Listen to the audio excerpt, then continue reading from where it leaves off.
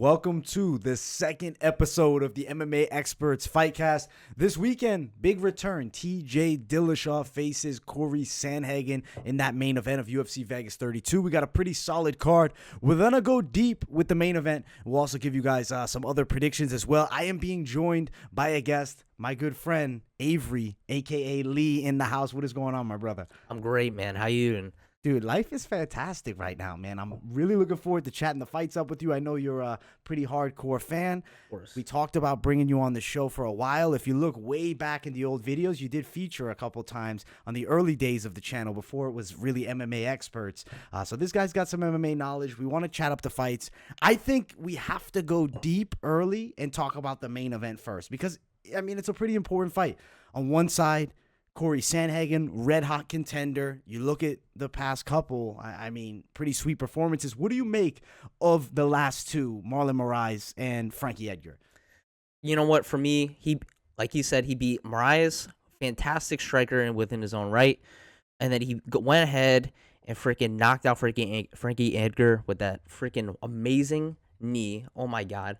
But, I mean, when you do look at it, on paper, it seems like really good wins, but I will say Moraes has not been the same Moraes as he once was. I think a lot of us would agree that he lost against Aldo. They gave him that fight, and then Aldo got that title shot with Jan, but we know how that ended up. And then Frankie Edgar, he's been going up and down weight classes. He dropped down to 145. I mean, 135, excuse me. From 45, but he already had dropped from 55. Exactly. He's late in his career. That's the honest truth. Is Frankie is towards the end, I will say. So you're beating a potentially washed up Marlon Moraes and a potentially aged Frankie Edgar. Looking deep, I guess those aren't as significant of wins. So that does concern me with Cory Sandhagen potentially fighting TJ Dillashaw. I mean, if Dillashaw does not skip a beat, we watched that Cody Garbrandt fight. He was on fire when he fought Cody Garbrandt the first two times. And then, unfortunately, some issues with the freaking EPO testing, loses to freaking Henry Cejudo in 30 seconds. I still think he's real. So, prediction-wise, because obviously we've talked about it off screen, but I want to talk about it on camera. Who you feeling? Who do you got? Okay, we were just throwing some smoke at Cory, but I'm picking Cory for this fight. TJ, I mean, depending on the fighter, ring rust, I believe, is a thing, but like I said, depending on the fighter, it doesn't affect him. 2.5 years of not fighting is a long time, especially if you're coming off a loss and going through his situation with the EPO. I mean, I'm sure he's been training hard, working what he can, but Cory, the past two fights, even though he might have fought washed up versions of themselves, he is still on a tear. He has even said that he's changed his mindset completely. I mean, fighting, a big part of it is mental. So how you feel is like gonna tell how you're gonna do for the fight most of the time. So I mean, with that, I have Cory going over. You're hype. I feel like you're hype on TJ. I feel like you, in your heart, I feel like you're leaning TJ Dillashaw. So let's say they get in there. Do you think there's potential of a dog upset? Maybe here. Most definitely. TJ's gonna bring the intensity. He's gonna go in there hungry. Even ring rust or not, he's going to bring that intensity. Cory, I mean, the last person that brought him that much intensity was Aljamain Sterling, and he choked him out within the first 30 seconds, something like that. So, I mean, if you bring the intensity to Cory, he's going to have to show up immediately. However, I can still see TJ win, but the only way he wins is if he shows up. If he doesn't show up, he's getting finished sometime. I would say if he'd get knocked out, I'd say around third round if he up. She's saying TJ Dillashaw, let's say TJ on fire, the best Dillashaw we've ever seen versus today's Cory Sandhagen. Who you taking there? If he shows up, of today, I would have to pick Cory. But if he shows up back prime TJ, then he might have the chance of pulling it up. I feel like I think TJ Dillashaw, there's too many factors for me to make me pick him. But if you look at the prime TJ Dillashaw, straight killer, very good combinations, excellent movement. I mean, some of the best movement of the game, competent out of both stances, and he has high-level wrestling too. I think against Cory, he should look to potentially wrestle here. I do think he will. The problem I think he's going to face here is that range advantage. Cory, fair amount taller, longer reach. And I mean, consistency, being an active fighter, that goes a long way in the very least. So I'm going to be with you on that. We're going Sandhagen. I'm going third round KO. I'm thinking maybe front kick to Mystic Mac it to you guys. But I really do feel like TJ Dillashaw definitely is being slept on a bit, but it's because of the drug suspension. If he's really off everything, right? I feel like saying he probably was on everything before. So now if he has nothing in his system after being enhanced for however long throughout the fight game, I feel like we're going to see a depleted guy. A 75%, even an 85% Dillashaw, I don't think beats this fire Sandhagen right now. So we're going Sandhagen. I think third round KO. I'll agree with you there. I do want to talk about some betting side because, we bring in the betting odds as well. The bets are where it's at, essentially. So let's bring up some odds right now. Depending on where you go, you're going to find a ranging amount of betting odds. Around the minus 200 to minus 185, you'll find it for Cory Sandhagen. Now, at best value, even minus 180. But for TJ Dillashaw as an underdog, plus 165. I'm not saying that go bet him, but he's not a terrible underdog. I think Sandhagen really should beat him. We've talked about it, and I've talked about it in multiple videos throughout the week. I'm on Sandhagen. But you have to give some love to Dillashaw, especially looking at this. Let's say he was somehow able to pull it off. What would be the method of victory? Maybe would be a Dillashaw decision. So just hypothetically, looking at the prop bet, Dillashaw decision is around plus 700. Just saying. It's a real Hail Mary play, but something that's a FightCast exclusive little potential bet there at plus 700. Also, Sandhagen to win by a KO TKO plus 160, plus 130. Like you're gonna find it around that. Not a bad play. Sandhagen by a decision will also bring up. That's another one. It is plus 250. You can even find it at plus 445. That's a great bet. I think Sandhagen, but yeah, I still think there's some argument for Dillashaw. Now, I don't want to just let you leave here with just the main event. I think we got to go deep. I feel like we're just getting heated up. I want to talk about this main card as a whole because I think there's some cool fights on the card. I want to get your take on them. Let me check out who is the first fight. It is 170 pounds, welterweight, Mickey Gall versus Jordan Williams. I'm going to go to you first. Tell me what you think about this matchup, Avery. Oh, this is pretty interesting. I mean, Mickey Gall, he's not been doing that great lately. And, Jordan Williams coming off of the Contender Series. Oh, and he's got his crazy story with his diabetes. So he's doing something version a lot of younger people. I mean, I like the fight. If I really had to pick, man, I would say Jordan Williams. I mean, Mickey Gall, if you lose to that version of Mike Perry, I don't. To me, forget about the Diego Sanchez. Sanchez one that too? Hurts. Oh my god. Diego Sanchez loss hurts. He's like, Getting out grappled by Mike Perry too. I really feel like it should be the Jordan Williams showcase fight here. I mean, he beat Gregory Rodriguez, though a fluky one-punch situation. Rodriguez is a dog, absolute savage. You look at him, he just beat Dushko Todorovic, who's a highly regarded middleweight. I'm with you. I think that Jordan should win this fight. I think he should get the KO of Mickey Gall. He's dropping a weight class. He is dropping a weight class. He has diabetes. I'm not saying that you can't be a diabetic cut weight, but he's talked about so openly that's why he doesn't cut weight. To now decide, hey, I'm going to decide to cut this final weight. I'm hoping that it was doctor approved. I'm hoping there was a lot of research that went into it. I'm hoping it's not just I'm too small for the weight class move, because I think maybe could potentially run into some trouble. But I'll go Williams, and I think he does get the finish. Odds for that matchup, you're going to be sitting around Jordan Williams as a favorite, nearing the minus 200 range. You can find Gall at best value at a plus 155 dog. Williams by a KO is not a terrible play if you're looking to bet. It'd be around plus 240 for that prop bet at best value. Gall, if he was to win somehow by a submission, that'd be bringing you up to plus 500, but not super likely. I don't think he's going to do that to Jordan Williams. So, yeah, we're definitely on Jordan Williams. We have agreement so far. We'll bring it to this next one. It's Macy Barber and Miranda Maverick. I like this fight. Yeah, tell me what you think. First, let's tell me about Macy Barber, because she was known as the Future. That's even her nickname. So tell me about it. She's known as the Future, but I mean, with her, I know she's came off an injury, right? An ACL injury. Yeah, she's coming off ACL injury. She fought Alexa Grasso. I mean, Alexa Grasso is not a slouch. She's good. She's the real deal. In my opinion, she might be a potential one-day title challenger. But, Shevchenko all day. But that's another story. But In that fight, Macy Barber, I mean, the first 2 rounds, she did not look great at all. She was punching the air. She was not even close to Alexa. I mean, the third round, though, she really picked it up, but it was definitely too little too late. I mean, Definitely. and then Miranda Maverick, she's coming off a win. Even though they're the same weight class, she is naturally the thicker, bigger girl. Definitely. So she's definitely gonna like if it goes to the ground or even just clinch, she's gonna be able to move Macy. She's not gonna be able to handle the size advantage. But Miranda Maverick has really good boxing and striking. She's very technical. But and you know what? Also, the big difference is going to be how they fight at range. yes, Macy Barber essentially goes out there and shadow boxing half the time against Alexa Grasso.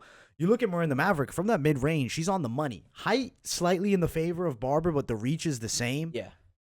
I'm feeling the same way. I feel like Miranda Fear the Maverick is going to put it on Macy here. She's a hot prospect, only 24, once 23, once 24. Lots of time to develop. But Miranda Maverick has the tools to one day be a title challenger. I'm going to pick Miranda Maverick. I do think Same she here. wins this fight. Yes. Yeah, you're on it too. How? What method? What are you thinking? I mean, Miranda, she's a tough girl. I believe she's just gonna keep moving forward, even though Macy's initially may start bring out the fight, but as she realizes that she's a little bit too little, might have to like go off to the side and figure out another strategy. I believe Miranda's just gonna freaking like stalk her down, keep throwing punches. She's not gonna go away, and I can't see Macy knocking her out. And she's the bigger girl. I mean, nothing against Macy. She's still great, but I feel like this is just a mismatch. So you think she's getting outclassed 30-27 unanimous decision? Yeah. Yeah, I'm thinking same type of thing. I think it's probably going to be 3-0. I feel like Macy Barber's should have probably taken a more tune-up fight. I really feel like they have thrown Macy Barber to the wolves. Being the future, like she lost 2 fights in a row. They should have took a step back. Miranda Maverick's a hellish matchup. I like it though. Prospect versus prospect. Yeah. Let's see. If Macy Barber wins this fight, she remains alive as that, high-level prospect. But I think she'll fall into trouble here. We'll keep on moving. But first, actually, let me get the betting odds. Yeah. For sure. Miranda Maverick, -130. Macy Barber, +125. All right, bet for Miranda Maverick. I think she's a pretty confident play for both of us. Fight by a decision for Maverick. That will be around +110. Best value, +140. Potential bet. I like the straight bet as well on Miranda Maverick, and possibly a parlay edition. If you checked out the best bets video, you'll know about those parlays. So if you haven't yet, that's a link. That's a plug. I'm plugging myself. Make sure you check out that best bets video. But let's talk about this next fight on the main card. We got a few more, man. There's some good fights on this main card. It is Darren Elkins, Darrick Minner. Darrick Minner will not be eaten for dinner. That's a terrible line, but I really feel like because you know what, I used to always call him Darrick Minor, like all the time. Darrick Minor. Yeah, but no, it's Darrick Minner. I feel like Darren Elkins looks slow. He looks old. The only reason he beat Eduardo in the last fight is because Eduardo is known for no takedown defense. It's going to be the Darrick Minner show, I would assume so, unless Elkins somehow turns the clock back 5 years ago and can get like the win he did against Michael Johnson, big comeback. But it should be Minner. I'm thinking decision here. Minner, yeah, I agree with you, dude. Okay, so we got Darren, the damage Elkins. The only damage he's taken is just punches to his face because he's not going to deal anything.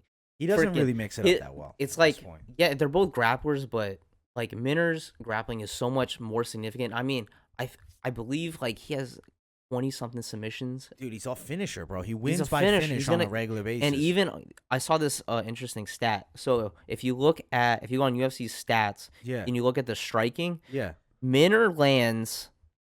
So they have 70% accuracy for the striking. Okay. And then Darren Elkins is 38%. Dude, now I'm getting nervous as I'm talking to you because I'm thinking this. What if Minner, right, he blasts early, tries to finish, and this is a perfect Darren Elkins comeback story. Somehow, next round, second, maybe even the third. Because, dude, Darrick Minner is not a guy that wins fights late all that often. No. But I will say, against Charles Rosa, he showed improved gas tank, and that's why I'm riding Minner. Yeah. But as like an underdog play, if the value was better, Elkins value-wise is sitting around like +140 at best value. It's okay. If it was +200, I'd be like, he did have that super crazy comeback. Is that pulls that off again? Dude, he was known for the comeback, but let's be honest, dude. The guy has. Dude, if that was his last comeback, if that was his nickname, he'd be more cooler. The comeback, like the damage, and then he got it tatted on his chest. The comeback. Make sure you got the mic on you, man. Dude, the comeback, the comeback, dude. He definitely be more of a likable fighter. Yes, I agree. I'm with you. The last big win was Michael Johnson, and that was in 2018. He then lost 4 straight. He beat Garagowi in the last one. I mean, he lost to Ryan Hall, Volkanovski. Those aren't bad losses. I mean, the Ryan Hall one, we just saw what he just did. But I mean, the Volkanovski. Ryan Hall. What did Ryan Hall just do, man? He got killed. He He died. got killed. He looked like roadkill, He dude. got slaughtered. He Bro. looks like roadkill. Ilya Topuria is scary, bro. We'll go off on a tangent. Ilya Topuria is some real shit. But Yeah, I want to move that's to the another next day. fight. That's another day. We'll talk about this all day. I got Derek Minor decision. Yes. Potential bet, maybe parlay edition, maybe. Darren Elkins, not a terrible underdog, but he's just not a great striker. And Minor's a good grappler. Not gonna work. All right. This one is the featured bout of the night, and this fight gets me excited as hell. Kyler Phillips, Raulian Paiva. The Matrix on one side, hot prospect, definitely. And I think Paiva's a hot prospect too. He's young, but doesn't get that same respect. Just name value hasn't been there. He hasn't been built the same. He hasn't beaten Song Yadong, which is a huge win. But in the flyweight division, dude, I've always been high on Paiva. Dynamic mixed martial artist. His striking game is fantastic. Very good kickboxing from the range. Controls distance well. Granted, he's fighting little guys down that weight class. Now you're coming up, and you're fighting a full-size fighter. Kyler Phillips is impressive, the way he comes in and out of range. Overall, I'm very high on Kyler Phillips. He went out there and beat Song Yadong more dominantly than Marlon Vera was able to do. Oh, for sure. Definitely. Vera lost that fight by a controversial nod, but Yeah. Kyler Phillips put on a better performance than Vera did. Forget about the result. Song Yadong's a tough mofo. Tough fight. And Kyler Phillips clearly beat him. Good matchup, sure. Now he takes on Paiva, who I think is maybe a trickier fight because of the speed. I feel like Paiva's speed, but he doesn't have the knockout power. That's going to be something. So I'm going to give you a chance to say something about this fight. So what are your thoughts? What are you feeling? I mean, I'm definitely picking Kyler Phillips. Like you mentioned, he has a fun striking style. Like, he throws a lot of volume and he has a lot of cool spinning kicks. But his accuracy with his striking is very, very impressive. And I mean, Paiva, like you said, he's coming up a weight class from 125. He's fighting small guys. I mean, like you brought a good points. He's fighting a full size 135er, and Kyler Phillips is. I mean, even at that, he looks like the bigger fighter for one. He's probably has more power because Paiva don't hit, and then he definitely, you can't tell me he's not faster than Paiva. I mean, he is faster than Paiva, excuse me. And then, so like physically, he's winning all the attributes, and then just looking at the striking, you have to agree that his striking is much more superior. So and he's a bigger fighter, dude. Everything's gonna go in Kyler Phillips' way. I mean, if you want to be a crazy man and bet on it, go ahead. I've heard one thing about Paiva is that he's filling up nicely at 135. Have I seen it with my own eyes? No. Could he go out there and put it on Kyler? Sure. I don't think so, though. I think I'm with you. I'm on Kyler. I think decision for Kyler, but I feel like Paiva is a dangerous fighter. I will say I'm excited to see more out of Paiva. I'm not closing the book on him. I wanted to see him at 25. He can't make the weight, unfortunately. 35 is like for me, and I think you probably feel the same. Like, dude, the jump from 25 to 35 as far as that top level competition, like, that's hard, bro. Petr Yan at 135. I know he's not the champion, but how would you feel like Brandon Moreno in that fight goes? I feel like Petr Yan has his way. Dude, he's too big. Dude, he would bully. Now imagine Aljo, same type of thing. The guys from 25 moving up, unless they're like extraordinarily oversized for 25, which Paiva might be, they're out muscled up the weight class. We'll see with Paiva. I'm not going to pick him. I don't have that type of confidence. I'm not going to tell you guys to put more than a sprinkle on the bet for him. Not a terrible bet. He's sitting around plus 240 range at best value, so that's pretty nice if you throw just a little bit of something at it. But I got Kyler Phillips all day by a decision. Could he get a finish? Sure. But I don't think it's going to be easy to put Paiva away. The one thing about Paiva, I mean, he's not a chinny fighter. He does have that loss by doctor stoppage versus Bontorin, and Bontorin's a savage. And then decision against Kai Kara France was a split. Granted, you know, Kai Kara France, Kai's good. He's good. But Kyler Phillips is going to control this fight. Decision win, dominant decision potentially. I'm thinking maybe even 30-27. But let's look at Phillips wins by a decision. Yeah, plus 100. It's not even really worth the bet. I would lean you towards skipping that. It's not worth it. It's like if you want to bet him on a parlay, maybe put Kyler Phillips, but plus 100. Yeah, it's just going to get you even money back. I don't think it's worth the risk just in case. What if he gets a knockout and then you don't make anything? I'm not doing it. All right, we got to the co-main event.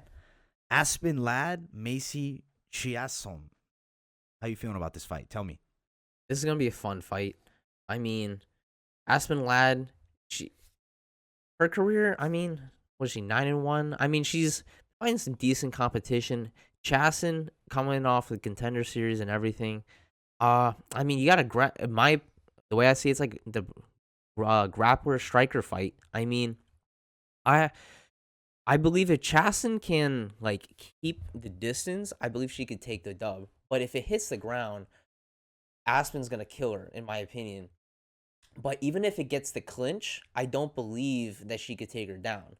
If she does, great job on her. But I mean, Chasson's like Muay Thai knees in her clinch in general has been very effective, and she just looks really strong. I mean, looking strong and feeling strong. I mean, they're similar in size, even though Chiasson has the length advantage or wingspan.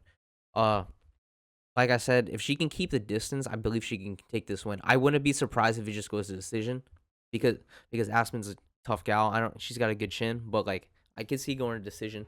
Oh. Okay. So you like decision Chiasson.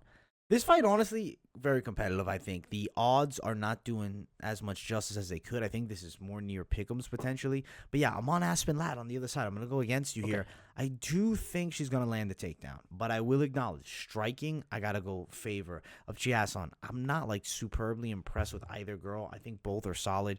Yeah, If you imagine either one of these girls fighting against the champ Nunes, how does that go? they die. They die. It's not competitive. I really gotta say it's not competitive at all. And they're ranked inside of that top 15. I mean, Aspen Ladd's towards the top 5. I think Ladd is going to control on the ground if it gets there. My fear, though, I'm with you. I think it could potentially not, and Chiasson could definitely win. I'll be on Ladd by a decision. I think she'll find a way to get the fight to the ground just simply out of physical strength. Range is going to be a factor in this matchup, and if Chiasson can control, I do think she could get a decision, but I think that Aspen Ladd finds a way to win. But even winning this fight, I don't feel she's near ready for a competitive matchup with the champ. Like, Yeah, if they want to for throw sure. her to the wolves, which, I mean, let's be honest, they're kind of doing that, right? Juliana Pena, Dude, she got that title shot for talking smack on Twitter. dude, you know what though? It's the only girl out there they could Yeah. give her, right? Jermaine de Randamie, #1 contender, already got beat by her twice. You look on the other side. You have Holly Holm, already got knocked out in the first round. It wasn't close. Now you got Misha Tate coming back. Misha Tate got destroyed by Nunes. Dude, It's a I rocky mean, road. now they want to do the Shevchenko 4 fight. Three. Excuse me. I'd say with a quadrilogy there. That's only My for bad, the my bad, McGregor my boy. bad. I don't know. I think that Amanda Nunes has essentially cleared out the weight class, and for me, I am super impressed by that. But it also is like, who is she gonna fight after Pena? Who is the contender? Who can touch Amanda Nunes? I think right now she's proved herself greatest female ever. We're going off on an Amanda Nunes tangent. Yeah. How this stemmed? This stemmed from Aspen Ladd and Mason Chiasson. Dude, that's what happens. I mean, do you think down the road, maybe 5 years later, Clarissa Shields can fight her? Clarissa Shields will never be able to beat someone with a lifetime of grappling. I don't see it. She struggled with Brittany Elkin. What if she has phenomenal takedown defense? If she somehow develops it, maybe, but I don't think she's going to stop Nunes' takedown. I don't think she stops Kayla Harrison over in PFL. I don't think she would even beat a Chris Cyborg. I don't think she could beat a lot of the girls. I don't think she could beat any of, right now, none of those girls in that PFL tournament. I think she would struggle because they will land a takedown. Brittany Elkin had a losing record as a pro, man. She was a girl that would probably lose at a regional circuit fight. They brought her in, and the champ struggled. Boxing and MMA is so different, and that's the issue with those crossovers. It's going to take a long time for Clarissa to develop the skill set, man. But What imagine? I mean, why not try it? Let's see. I'm shitting. I'm not trying to shit on her. At the end of the day, I like it. I'm glad to see a boxer transition. That road is going to be rocky, man. Yeah, for sure. But we finish what you're saying. Then I do have to bring up another topic. I was gonna say if it was any other martial art, it would have been much easier. Yeah. But like trying to switch your stance and then like I don't know, It's there's hard, man. there's too much. And you know what? It's just no thought of grappling ever is the issue because she never did any. Because it's other not like martial art. 1-2 takedown. It's like 1-2. I'm gonna slip and then throw another combo. But like really, you could have had something. Right. She does. It doesn't Yeah. work like that. You look at some of the strikers that have done great in mixed martial arts, even, fighting in Bellator, Denise Keyhold, she lost at 25. She had a very successful reign in kickboxing, which is a whole nother game than boxing. But one factor I will say, she also had a judo background. So like, there's no grappling background, and now like a girl, like you got to think, right? If they've been training, this girl's been training her whole life, wrestling, judo, jiu-jitsu, whatever. Brittany or Clarissa Shields just learning it recently. Yes, great boxer. I can't see. I think it's gonna be a hard road to the top, but I wish her the best of luck, and I want to see more. But we got to get to the 100%. next topic. We Okay. got to move to the next What's topic. the next topic? I do want to get your take, early leans on Francis now not defending the title next month. I was really disappointed about that. It's something that I haven't really talked much about. But I'm disappointed that we don't get to see Francis Ngannou defend that belt against Derek Lewis, because now we're losing one of those fights. Either Cyril Gane loses and we don't get that fight, or Derek Lewis loses and we don't get that fight. And I want to see Francis versus both of them. It sucks. It really does. It's like, I don't know why they would do it. Because The UFC moves, it bro. hurts, man. It hurts. The guy's crying on the cast No, over here. no, but okay. I don't know why you would do it, because like you said, it kills those fights. Because no matter what, it should have been Derek Lewis, Francis Ngannou, and then Cyril Gane gets that winner. And it should just be like a triangle of them fighting each other. Right. But like now you get this stupid interim fight, and then. I mean, if now it's the interim fight, if it was just me, I hope it's Cyril Gane, because then it'll be a cooler story. That would be a cool ass But fight. it still shouldn't be that way. It should have been Derek Lewis, Francis Ngannou, and then so on and so forth. But Derek, you know what? Derek Lewis, he wants the dinero. He's ready He to wants fight. the dinero, bro. He's not BSing. I will say, it holds up this. Where does John Jones fit into any of this? Isn't he coming back? Isn't he moving up a weight class? John Jones, he's sitting at home. He's gonna keep staying on his Twitter, right? And then he's just gonna keep telling us, "Yo, bro, I'm gonna be back next year." It'll be next year. And then he'll go to Dana, say some outlandish stuff. He looks thick, boy. He looks thick. Have you seen his IG stories? Dude, he looks thick, Bro, boy. He's looking more like Daniel Cormier than John Jones, man. Dude. I don't know. I don't like how now Stipe Miocic, bro, there's so much hold up in this weight class, because now having an interim belt, whoever wins that fight now has to fight for that belt. I'm hoping it goes Cyril Gane and Lewis, and then they fight for the title in December. I don't want to wait till March. I need this heavyweight division moving. I don't like stagnation. And the heavyweight division in general is very exciting now.